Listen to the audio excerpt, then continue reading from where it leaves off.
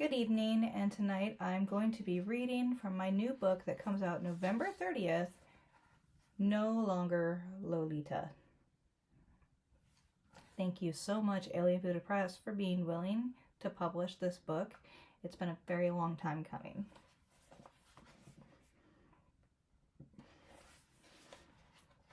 Chapter 2. I know any normal person would be appalled at our callousness over Misty's death. The following day went on as routine as ever. No one mentioned her again. Once the minimal shock wore off, we carried on without thought about her dying, and would do so until the next person's demise. Would it be weeks, days, hours? Would it finally be me? I'd lost count of the number of corpses I'd witnessed over the years. I already know what some of you are thinking. This can't be true. We have cops and politicians to stop this depravity. I can assure everyone that the mayor was one of the club's best paying customers. He went there twice a week with a group of his friends. He liked girls between 12 to 16, though he had been known to request 10-year-old boys as well.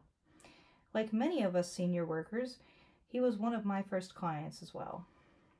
I was far too old for his tastes any longer, and I was never quite certain why he insisted on giving me gifts. It happened so randomly. He must have known it didn't change anything. I could have cared less about the shoes he bought for me, or the sheer thongs. He didn't request me anymore, which was the only thing I was glad for. I was back on stage again, as one of the few acts that could really sing. I'd like to say I took pride in my natural music abilities, but that would be a lie. My songs did nothing for me but increase my price tag. The lights surrounded me as my mind tried to ignore the man who spoke to Big Ben during my act. This would most likely be my first client of the evening, securing my cost for a few hours. I forced myself to refocus on the song, some old classic from decades before I was born.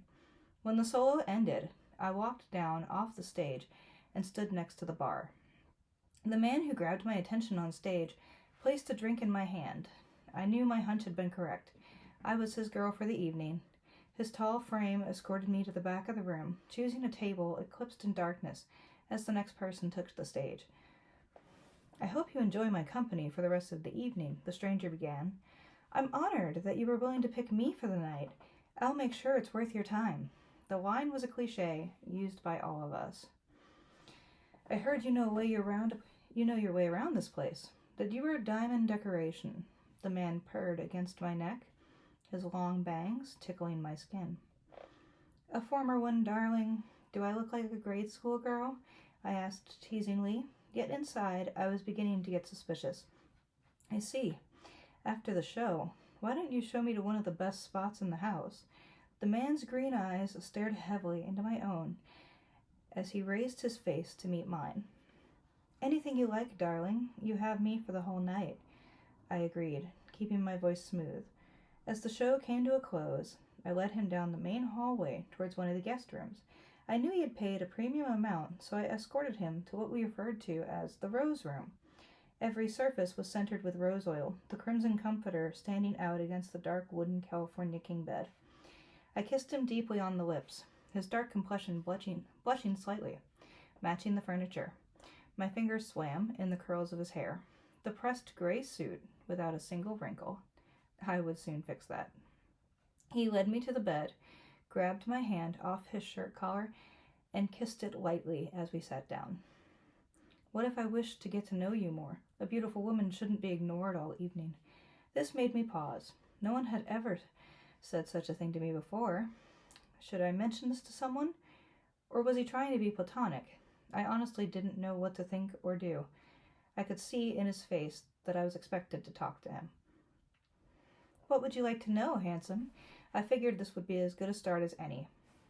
Anything at all. I have all the time in the world. You're too beautiful for a place like this. There it was, I thought to myself. He's another pimp trying to buy me. I was getting older. Maybe Big Ben would agree to this one. All the other competitors had been turned down. My interest stopped immediately. He wasn't as sly as he thought. There you are, everyone. I hope you enjoy my book when it comes out on November 30th.